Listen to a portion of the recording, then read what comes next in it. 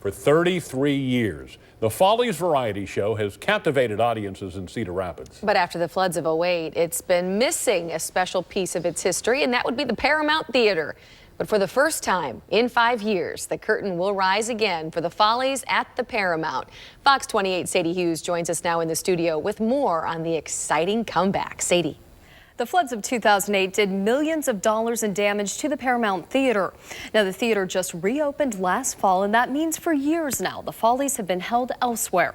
Performers say this weekend's homecoming is a strong affirmation of flood recovery and the restoration of the arts in Cedar Rapids. The marquee outside. Ready for the top of the show, please. Thank you. Invites anticipation inside. As those first dance steps and that first hint of laughter bring back the Follies, Cedar Rapids variety show. It's one of the things that Cedar Rapids have been doing for a long time. 23 years longer than 10-year-old Sophie Lindwall has been alive. We've all referred to it as the Follies family. And Gene Whiteman at 87. Hats off, here they come, those beautiful girls. Is the patriarch of what truly is The homegrown show at the Paramount. This is where the magic has happened for so many years. But for the past 5 years, the show has been homeless. Dress rehearsals like this one have happened elsewhere. I just didn't have that same feel as our community here in Cedar Rapids. It took quite a bit of effort to bring the show back to the Paramount, putting the Follies in the spotlight again. Architects had to wade through all of this following the floods of 2008, making building restorations like this one with about a $34.7 million price tag.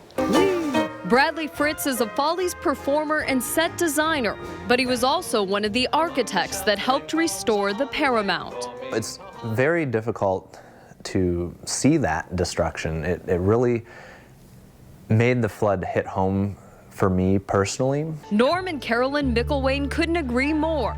They've been coming to the Paramount for 30 years. I had tears coming down my face, and so did my wife. Right inside the Hall of Mirrors here, I mean, we had roughly 8 foot of water. During the restoration, architects like Bradley achieved 2 things: keeping the historic integrity of the 1928 theater and boosting its technological capabilities. Bradley says the Follies are the last part of the equation. To really set in your mind that the Paramount is back. It's just what the Mickelwains want to hear. Norm sometimes attends the show 4 times a season. I just enjoy it that much. I think it's the hometown talent. Talent like one of Norm's favorite performers, Doug Jackson. May you always. This will be his 21st Follies. May that bluebird sing your song. It's a show, a theater that brings performers and fans together. We love it. This is where we want to be. It's good to be back home. And back together as a family. Tapping home another season of the Follies, inspiring another generation. I'm hoping to be in it as long as I can. And with Gene Whiteman setting the bar, Sophie has at least 77 more years to be back at the Paramount. Oh, for you, these beautiful girls. Now, after that Follies dress rehearsal, Gene Whiteman walked up to me and said, "It's sure great just to be able to still do this." Now, there will be 3 Follies performances this weekend at the Paramount, and we've posted a link to the ticket office on our website.